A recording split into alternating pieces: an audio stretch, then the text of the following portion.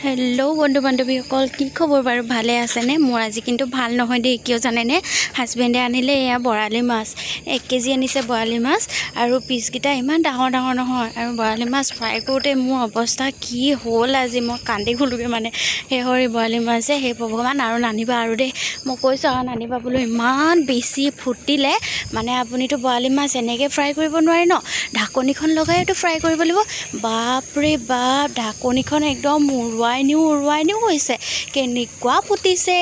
মই মানে লাইফত ইমান মাছ ভাজিছো এনেকুৱা আপোনাৰ দেখিছে না গোটেই গাত মানে তেল লাগি ধুম ধাম আপোনালোকে শুনকচোন বা অকণমান মই মিছা কৈছো যদি এয়া দেখিছে ঢাকনিখন মানে উৰুৱাই নিউ কৈছে লাষ্টত মই ঢাকনিৰ ওপৰত আৰু এটা টান কিবা এটা দি দিছো তেতিয়াহে ৰৈছেগে আৰু মানে আচৰিত দেই দেখিছেনে এই দুপিচ মোৰ হৈ গ'ল ফ্ৰাই কৰি এতিয়া মানে হাজবেণ্ডক ভাত দিব লাগে ন সেইটো কাৰণে লৰালৈকে দুপিচ ফ্ৰাই কৰি লৈছো তাৰপিছত আৰু বাকিখিনি লাইলৈকে ভাজি থাকিম আৰু সেই চাইডৰ পিছলে ভালকৈ আৰু মোৰ দুপিচ মাছ ফ্ৰাই কৰি হৈ গ'ল আৰু এতিয়া বাকিখিনি মাছ মই লাহেকৈ ভাজি থাকিম আৰু এনেকৈ মানে এপিচ নহ'লে দুপিচ তেনেকৈ ফ্ৰাই কৰি আছোঁ বেছিকৈ দিবলৈও বেয়া নহয় একেবাৰতে আৰু বহুত দেৰি প্ৰায় এঘণ্টামান লাগিলে মোৰ ফ্ৰাই কৰোঁতে মাছখিনি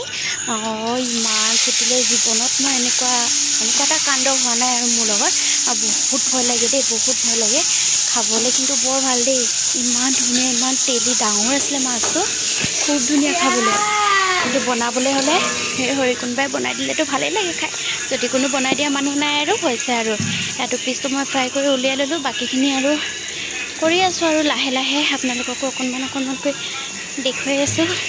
আজি মানে এইটো একো ৰেচিপি ভিডিঅ' নহয় দেই আজি মানে মই এইটো নিজৰ এক্সপিৰিয়েঞ্চ মানে মই সাঁচি ৰাখিছোঁ কেতিয়াবা কিছুমান নিজৰ এক্সপিৰিয়েঞ্চো সাঁচি ৰাখিব মন যায় দিয়কচোন আপোনালোকৰ বাৰু তেনেকুৱা হয়নে কিছুমান মানে মুহূৰ্ত সৰু মুহূৰ্ত সাঁচি ৰাখিব মন যায় আমাৰতো কোনো পাৰ্মানেণ্ট বস্তু নাই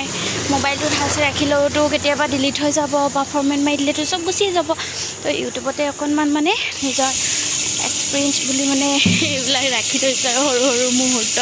গম পাইছেনে আৰু এয়া চাওকচোন বাৰু ধেমালি ফুটিছেনে বাৰু তাকেহে আপোনালোকে বাৰু বৰালি মাছ ফ্ৰাই কৰা কিবা বেলেগ টিপছ আছে নেকি জনাবচোন যি কৰিলে মানে ফুটা অলপমান কমকৈ ফুটে তেনেকুৱা কিবা টিপছ আছে নেকি জনাবচোন আমাৰ বৰালি মাছ বৰকৈ আনেও সেইটো কাৰণে টিপছৰ মোৰ বৰ দৰকাৰ হৈছে আপোনালোকে জনাব দেই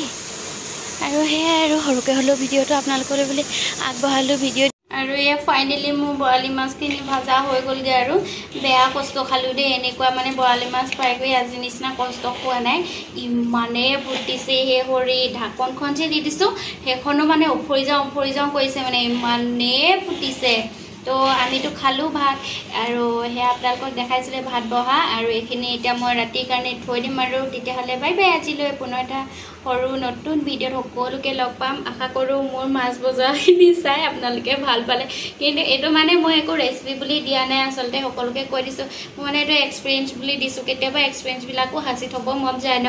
সেইটো কথা বেলেগ একো নাই সকলোকে বাই বাই ধন্যবাদ মোৰ ভিডিঅ'টো চোৱাৰ কাৰণে সকলোকে